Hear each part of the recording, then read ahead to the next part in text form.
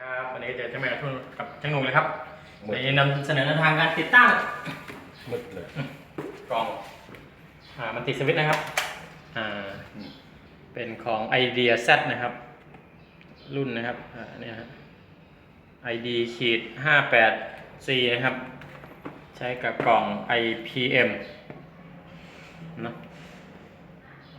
IPM HD เดี๋ยวมาดูกันพอดีว่าน้องเขามีปัญหาตัวเก่าเราเนี่ยตัวเก่าอยู่นะครับดิตัวเก่าใช้ไม่ได้เนาะเข้าลองต่อใช้ไม่ได้นี่ช่างเดี๋ยวมาต่อไว้จะแยกหลายจุดอยู่นะครับตัดทองนะครับตัวใหม่เขาลองต่อแล้วก็ใช้ไม่ได้เราลองต่อเองก็ใช้ไม่ได้เนาะครับ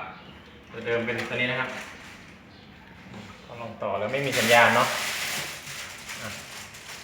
เดี๋ยวช่างแมวมาต่ออีกทีสิตัวใหม่เลยแล้วกันก็จะมีประมาณนี้นะมีเวอร์ชัวให้หลายรุ่นหลายแบบต่อแบบไหนดูกันเส้นไหนเมนครับจะมีประมาณนี้เนี่ยดูสายครับดูนี่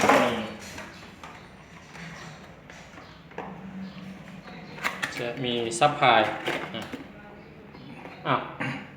สายเอฟพลายไม่มีไอเอฟพลายจะเดิมอยู่ไหมเดี๋ยวผมดูมันต้องทำใหม่ถ้าไม่มีก็ทำใหม่ช่างแมนจะลองต่อครับจะใช้แรงไฟเลี้ยงนะครับ in DC 18 โวลต์นะครับทำไมไม่แถมเลยจะมีแถมสายหรือว่าเขารู้ว่าช่างเป็นแล้วไม่ต้องแถมสายจะมีแถมสายซับพลายรุ่นเก่าๆหรือว่ารุ่นใหม่เนี่ยไม่แถมแล้วทำเองได้แต่ว่าช่างเก่งแล้วทำเองได้แล้วเขาไม่แถมสายแล้วรู้ว่าช่างโนทำได้แล้วจาน IPM เนี่ยมันใช้กับกล้องสันบ็อกได้ใช่ไหมสันบ็อกก็ KU ได้หมดแล้วครับครับเพราะตอนนี้รับไทยคมอยู่แล้วเนี่ยมีไหมครับ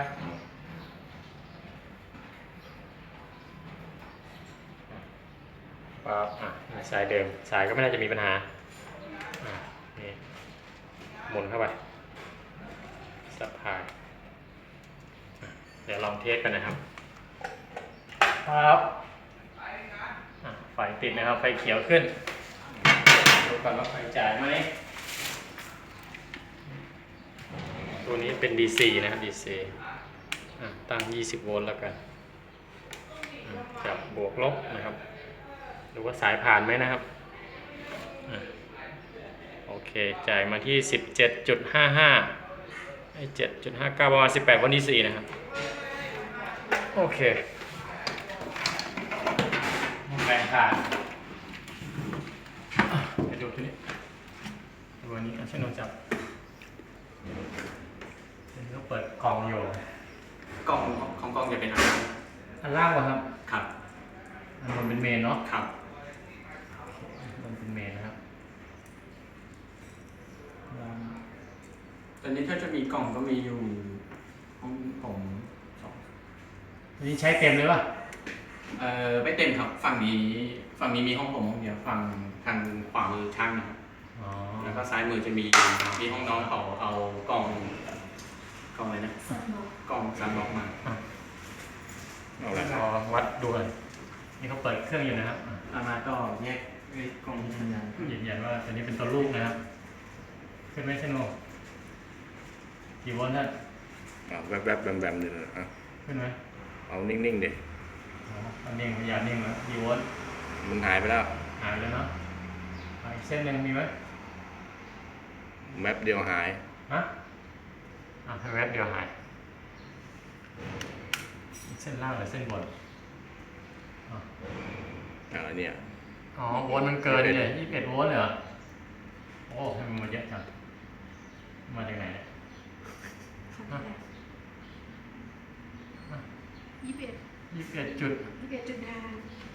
21.5เลยเหรอใช่โอ้กล่องมันใหม่นี่แรงขนาดนี้ อ่ะข้างบนมีไหม ไม่มี ไม่มีเนาะอ่ะมีไหม ไม่มี โอเคโอ้โหรุ่นใหม่ไฟแรง เนาะ เดี๋ยวลอง HD มันต้องแรง เฮดดีมา21 โวลต์เลยนะโอเคเมนระบบตัวนี้ใช้ระบบ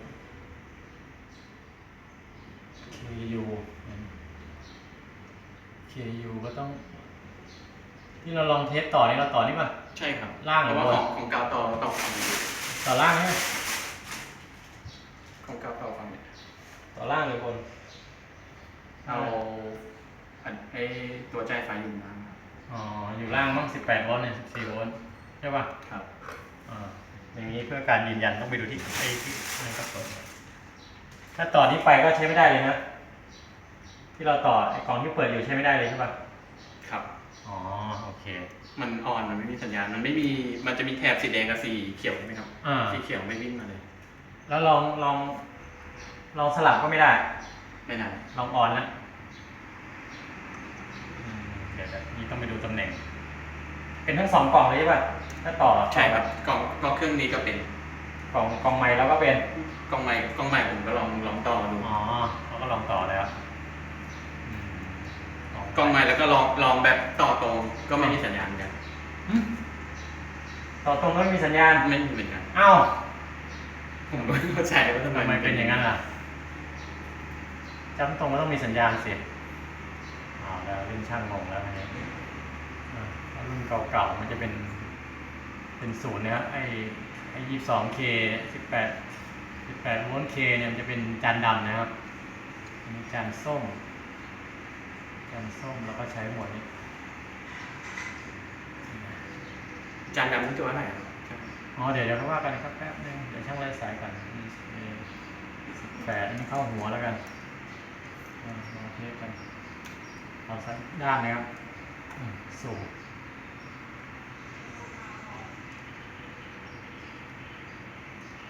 สายไม่ขาดนะต่อที่0แล้วกันเฮ้ยไม่ใช่ครับแต่ต้องตัวล่างนะตัวล่างมีเสาอากาศเข้านะครับ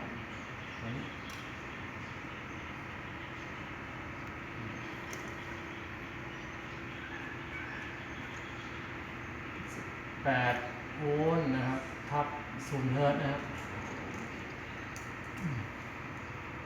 ตัวนี้นี่หลอกแค่เอาฟิกเกอร์ได้มั้งใช่ป่ะ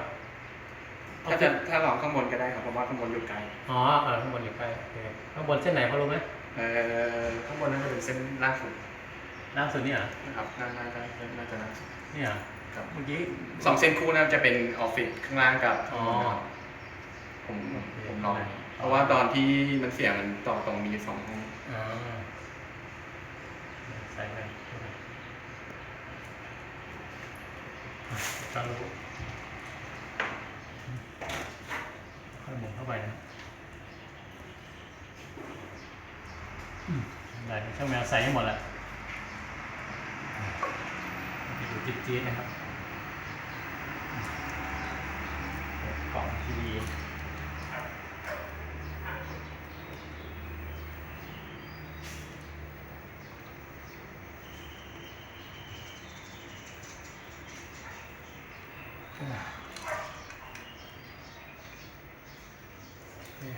ใส่หมดแล้วเดินสายมาเลยไปวัดแรงไฟดู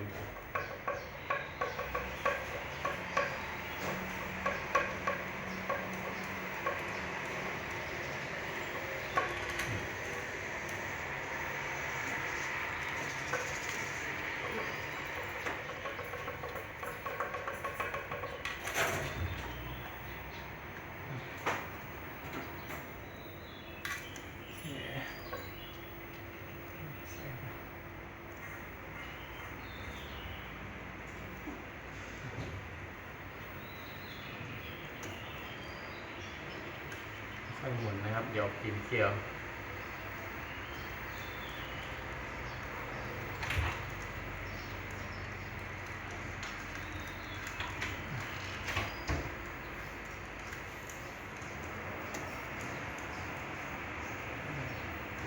านิดหนึ่ง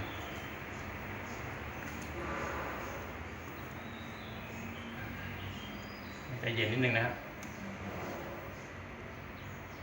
ไม่แน่นโอเคมีตัวนี้จะถ่ายรูปมานิดนึง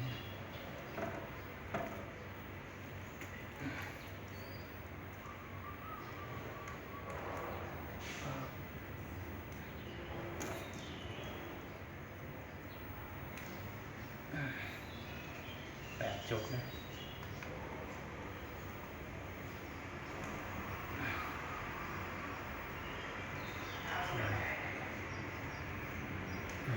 ใส่ครบเลยนะ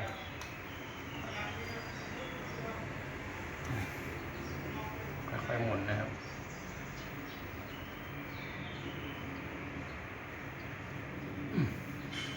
โอเคก็ใส่ซัพพลายนะครับโอแปดมี48 โวลต์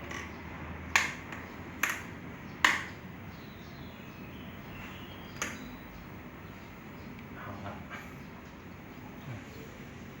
แล้วก็เสียบปาบโอเค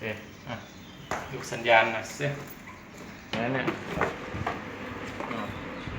แต่กล่องใหม่แล้วเนี่ยกล่องใหม่สายเอี่ยมเลยเอี่ยมรุ่นดีเอี่ยมออกบอลไทยเลยIPM เดี๋ยวก็รู้อ้าวทานเสร็จแล้วเนี่ยใส่เตรียมไปแล้ว ขึ้นมาแกะทานมาทานใส่แล้ว ยังก็ลองแล้วเนี่ย ก็ลองแล้วไงลองมีภาพลองดูช่างแมวใส่ที่จะมีภาพเนี่ยขาวแจ็คนี่แจ็คนี่ขาดอยู่ ท็อปเลย ให้หนูครีมพัตเตอร์เนี่ยทำซ้ายมัน เชิญ โอเคครับต้องจัดทำใหม่สายแล้วก็ดีแล้วนี่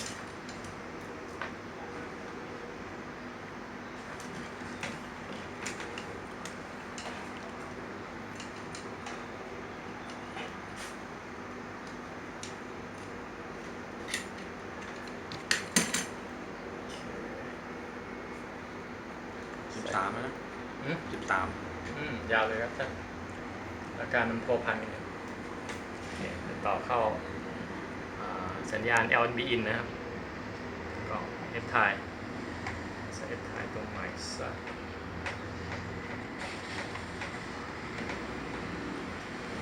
ครับกล่องตัวรุ่นใหม่ไม่แน่ใจว่าตั้งอะไรอยู่นะต้องกดดูทีวีพันนานะพันนามีดีอะไรเลยเนาะขาไม่ยึดอ่ะ ขาไม่ยึด Video in มี2 AV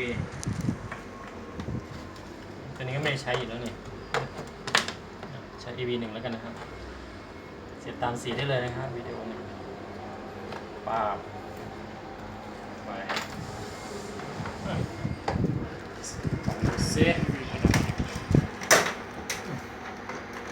ป้าบ ปั๊บติดหมดแล้ว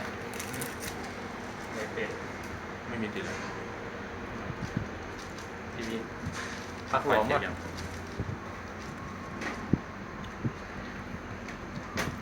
พักทีวีกันเอ้าโดนสวิตช์เมื่อกี้โดนสวิตช์ด้านข้างทีวีไม่ติด แต่รุ่นเหมือนกันที่ไหน เอ้า ปลั๊กนี่ไม่ติดนะเปิดก่อน กล่องไม่ติดอ่ะ ปลั๊กลง ปลั๊กหลวมหรือเปล่า ติดละ ปลั๊กหลวมจริงด้วย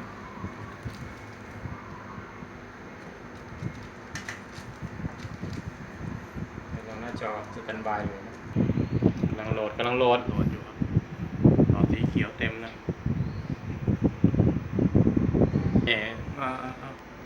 ช่วงจำเป็นเลยนะท่านเนี่ย โฆษณากล่อง อืม กล่องดิจิตอลทีวีไม่ใช่ไม่ได้ใช้อะไรทีวีไม่ได้ใช้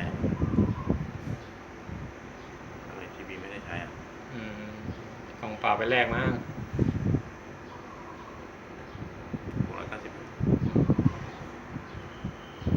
อัพโหลด72แล้ว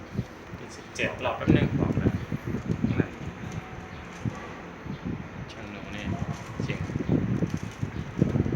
ไม่ได้ 111 ถ่ายอ่ะแล้ว 116อ้าว ทำไมมันเลยร้อยอ่ะ ถ่ายไว้สิท่านแหม เลยถ่ายเลย มันเลย100ครับ122ครับท่าน มีอย่างนี้ด้วยเลย แค่100ขึ้นว่าอะไร สัญญาณอ่อน information signal สัญญาณอ่อนโอเคครับรู้แล้วครับสัญญาณอ่อนครับขึ้นว่าไทยคมอะไร เอา 2.5โฟนก่อนตัวนี้เข้าขึ้นไทยคม C band อยู่นะครับ 2.5ต้องเลือกดาวเทียมครับต้องเลือกดาวเทียมกดเนี่ยครับกด Z เนี่ยกด info ก่อน info ปุ่มเหลืองนี่นะให้ดูถ่ายรีโมทครับท่าน เนาะ info ดูนู่นเลยไอโคมเลย info ก่อนแล้วกด Z นะครับไม่ต้องเลือกดาวเทียมครับ เป็นดาวเทียมเลย เป็นใช้จานส้มหมวก KU band นะครับรหัสผ่าน รหัสอะไร น่าจะ04ตัวแล้วก็ที่ใช้ทำมากินอยู่ก็04ตัวนี่แหละดูก่อนอาจจะเปลี่ยนแล้ว ขึ้นว่าสัญญาณอ่อนอีกดู คุณ สิ ภาพไม่มีเลย ค่า LNB ดูข้างบนครับเขาบอกว่าขึ้นเห็นไหม 22K อัตโนมัติค่าหัวนี่นะค่าหัว LNB 11300แต่หัวที่เขาใส่ไม่น่าจะใช่1130นะค่าหัวในเซกนี่ 22K อัตโนมัติอยู่แบบหนึ่งมันเข้าไปแก้นะครับแบบหนึ่งกด info กดเมนูตั้งการติดตั้ง000ค่า LNB นะครับ LNB ต้องเปลี่ยนเป็น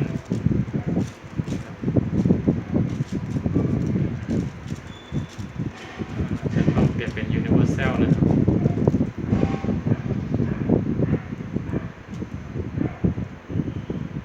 universal ได้ปะลองดูนะครับ universal แล้วก็ 22K เป็นปิดนะครับลองปิดเราเสียบปิดอยู่มาไหมก็ไม่มานี่ LNB 1ไม่มือเลย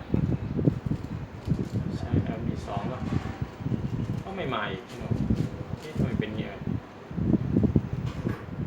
หวานขึ้นไปดูของหวานก่อน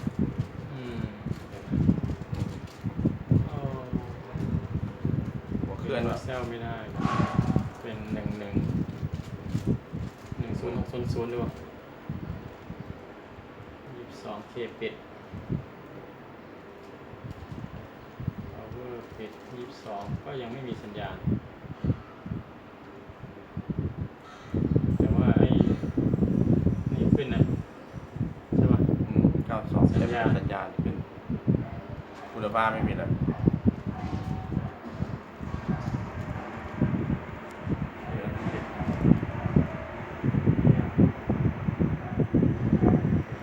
จำตรงแล้วใช้ไม่ได้เหรอของเราผิดปกติอยู่ลองเปลี่ยนเป็น09750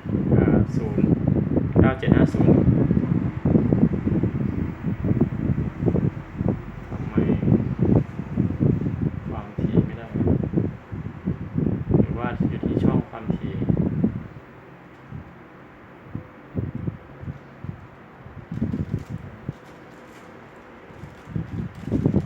ไม่ใช่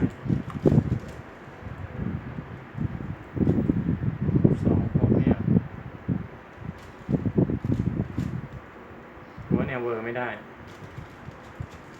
ดูแนวฮอด้วยนะ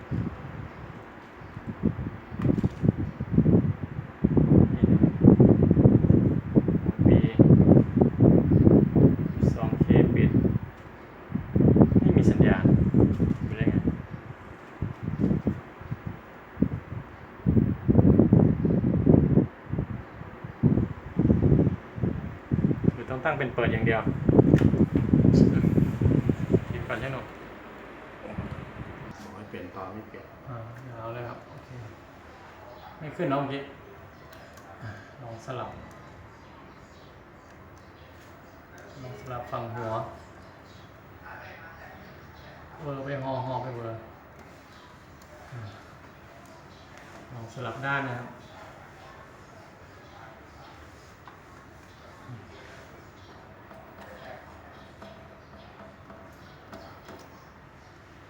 ร้อนจัง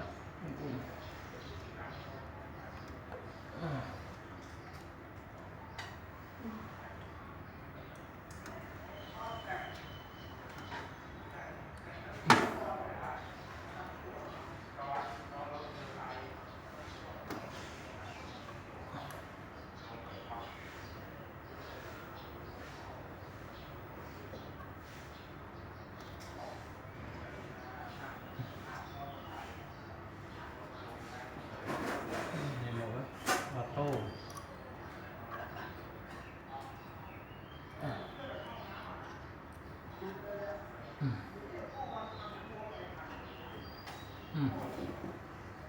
ลองดูทีสิก็ยังไม่ขึ้นอ่ะลอง 22K เปิดเคยปิดก็ไม่ขึ้นเดี๋ยว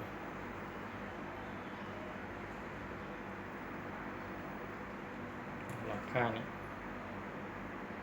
ค่า7501725ไม่ขึ้นสักค่าเลยที่หนูโอเคครับเอากลับเราต้องใช้ได้เลยย้ายใหม่ครับ 2K ศูนย์ไม่ได้นะครับนี่เป็น 22K on อัตโนมัตินะครับย้ายครับไฟมันแรงมากนิดหน่อยไม่ยอมมาออฟ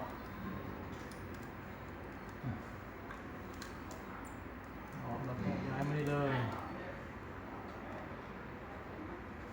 22K on นะ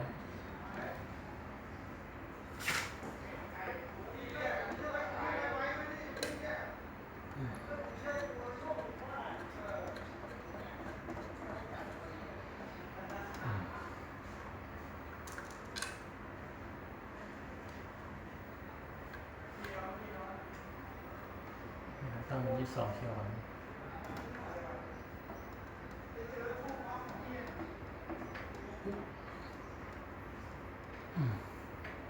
สมัยก่อนมันใช้22.0เนี่ยมันอาจจะเป็น 22K โอเค